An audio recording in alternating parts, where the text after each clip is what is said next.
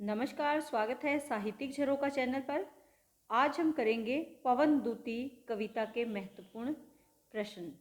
पवन दूती कविता द्विवेदी युग के प्रसिद्ध कवि अयोध्या सिंह उपाध्याय हरियोद के द्वारा लिखी गई है।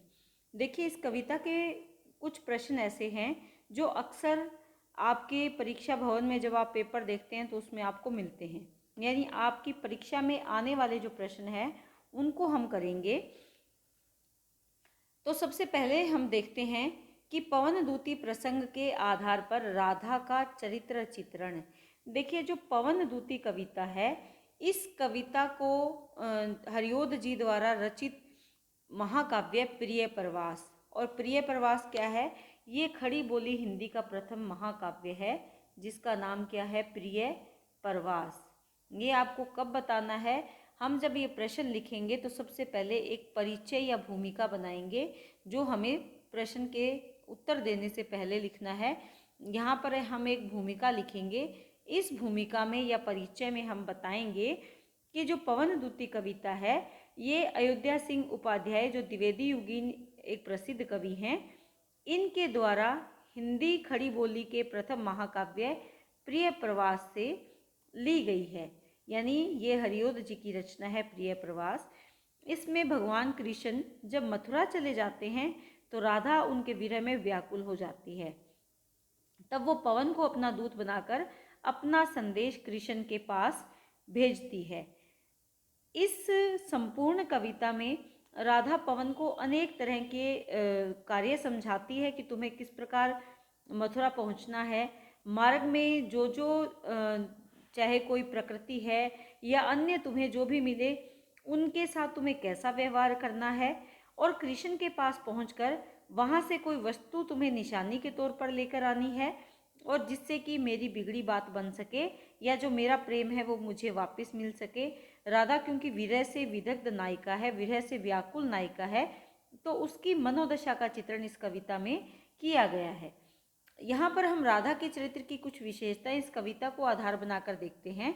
सबसे पहला पॉइंट आप बनाएंगे कि कृष्ण की प्रेमिका जो राधा है इस कविता में, वो कृष्ण की प्रेमिका है। कृष्ण को सच्चे हृदय से प्रेम करती हैं और उनके प्रेम में ही व्याकुल है, व्यथित है। जब कृष्ण मथुरा चले जाते हैं तो राधा बेचैन हो जाती है, व्याकुल हो जाती है, और पवन जब उसके घर में, उसके सदन में आता है तो पवन को अपनी सखी या सखा के रूप में स्वीकार करते हुए उसे दूत बनाने का निश्चय करती है और उसे प्रेम संदेश देकर कृष्ण के पास भेजती है। इस कविता में देखते हैं कि राधा कृष्ण की प्रेमिका है, इसीलिए वो कृष्ण की सुंदरता का बखान भी करती है, लेकिन इसके साथ साथ कृष्ण के शौर्य और पराक्रम के बारे में भी पवन को बताती है। दूसरा जो हम इसका पॉइंट बना सकते हैं वो है विरह से विदग्ध नायिका, यानी विरह से व्याकुल नायिका। कंस के बुलावे पर जब कृष्ण मथुरा चले जाते हैं तो वापस लौटकर नहीं आते। ऐसे में, ऐसी अवस्था में जो राधा है वो विरह से व्याकुल हो उठती है। उन्हें सोते जागते, उठते बैठते हमेशा कृष्ण ही याद आते हैं, और जो प्रकृति कभी उन्हें सुख देने वाली थी, जैसे यमुना का किनारा है, खिले हुए फूल हैं, पेड़ पौधे हैं, कुंज है, उपवन है, बाग बगीचे हैं, ये कभी उन्हें सुख देने वाले थे, अब वही चीज़ें उन्हें दुखदायी प्रतीत होती हैं। तो विरह से व्याकुल है, और किसके विरह में? कृष्ण के विरह में व्याकुल नायिका है राधा। तीसरा हम पॉइंट बना सकते हैं बुद्धिमान और वाक्चतुर, यानी बुद्धिमान है वो, अपनी बुद्धि का बखूबी प्रयोग करना जानती है, और वाणी में भी चतुराई है। इसमें हमें क्या बताना है कि राधा का जो चरित्र है वो एक बुद्धिमती युवती का है, और अपनी बुद्धि का परिचय देते हुए वो पवन को अपना दूत बनाती है, क्योंकि वो जानती है कि पवन बहुत ही वेग और गति से कृष्ण के पास अपना उसका संदेश लेकर पहुंच जाएगा। इसके साथ ही वो पवन को भेजने से पहले या दूत बनाने से पहले उसी को उसकी खूबियां बताती है कि तुम वेग वाली हो, तुम ताप को हरने वाली हो, और मुझे तुम्हारा बहुत भरोसा है। उसे वो अपनी भगिनी कहती है, सखी कहती है। ये सब किसका प्रतीक है? बुद्धिमानी का ही तो प्रतीक है। अपनी बुद्धि से वो उसको अपनी ओर आकर्षित करती है या अपनी सखी या भगिनी स्वीकार करती है, ताकि जो पवन है वो उसका भरोसा रख सके। इसके साथ वो वाणी की भी चतुर है। इसका परिचय हमें तब मिलता है जब वो पवन को सारे निर्देश देती है कि तुम्हें रास्ते में मिलने वाले, चाहे वो कृषक कन्या है, कोई बीमार व्यक्ति है, या अन्य जो भी हमने इस कविता में किए उदाहरण देखे हमने, उन सबके साथ तुम्हें किस प्रकार से बर्ताव करना है, और जब कृष्ण के पास तुम पहुंच जाओ तो तुम्हें किस प्रकार से मेरी व्यथाएं, मेरे दुख कैसे तुम्हें कृष्ण को बताने हैं। दूसरा, आगे चौथा पॉइंट हम बना सकते हैं, परहितकारी तथा मानवीय। जो राधा है उसका स्वभाव कैसा है? वो दूसरों का हित करने वाली है और उसमें मानवीयता के गुण हैं। कैसे? क्योंकि जैसे हमने जब इसकी व्याख्या की तो हमने इसमें देखा कि जो राधा है वो पवन से कहती है कि अगर तुम्हें मार्ग में कोई दुखी जन मिले तो तुम मेरे दुख को भूल जाना, उसकी सहायता करना।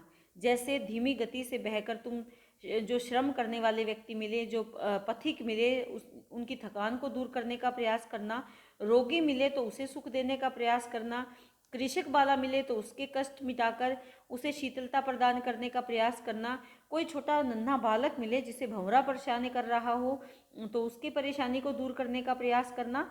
यानी वो दूसरों का हित करने वाली और मानवीय गुणों से परिपूर्ण नायिका है। अंतिम हम इसका पॉइंट बना सकते हैं, प्रकृति प्रेमी। वो प्रकृति से प्रेम करती है, इसीलिए उसने वायु को अपना दोस्त कहा है या अपना दूत बनाया है।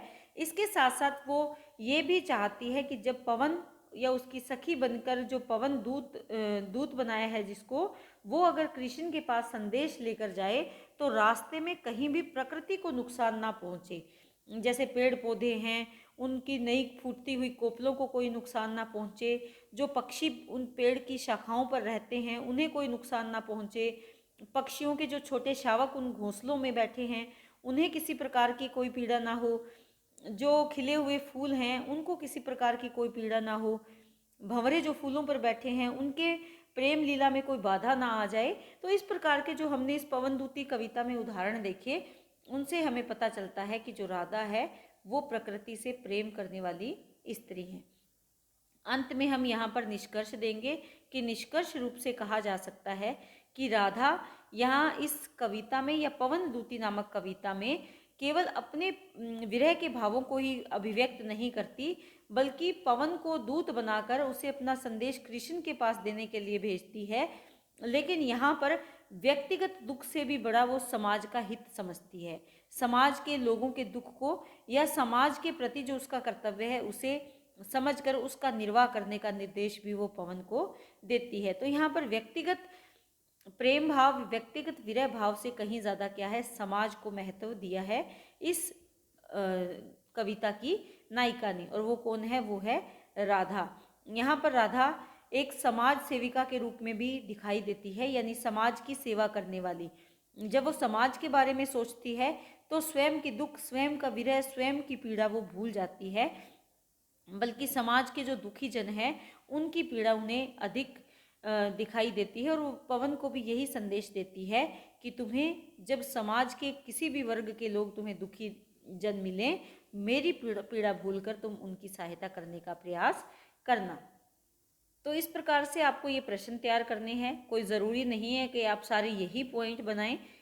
मैंने सिर्फ आपको एक तरीका बताया है कि आप ये प्रश्न कैसे लिखेंगे, और इसी बात को ध्यान में रखकर आपको ये प्रश्न तैयार करना है। इन प्रश्नों के जो पॉइंट्स हैं वो आप इच्छा अनुसार, आप कविता को जब पढ़ेंगे उसकी गहराई में जाएंगे तो इनमें बदलाव भी कर सकते हैं और भी जोड़ सकते हैं, वो आपकी इच्छा पर निर्भर करता है। लेकिन मेरा उद्देश्य यहाँ पर कि उन छात्र छात्राओं तक ये वीडियो पहुँचाना है जो किसी कारणवश कॉलेज नहीं पहुँच पाते, घर पर रहकर अपनी जो शिक्षा है वो पूरी करने का प्रयास करते हैं। उन छात्र छात्राओं की सहयोग करने के लिए, उनको किसी अपने पेपर में उनको बाधा उत्पन्न ना हो किसी प्रकार की, इस बात को ध्यान में रखते हुए विशेषकर मैं ये वीडियो बना रही हूँ। और उम्मीद करती हूँ कि आपको बहुत अच्छे से ये प्रश्न समझ में आ रहा है। बहुत बहुत धन्यवाद।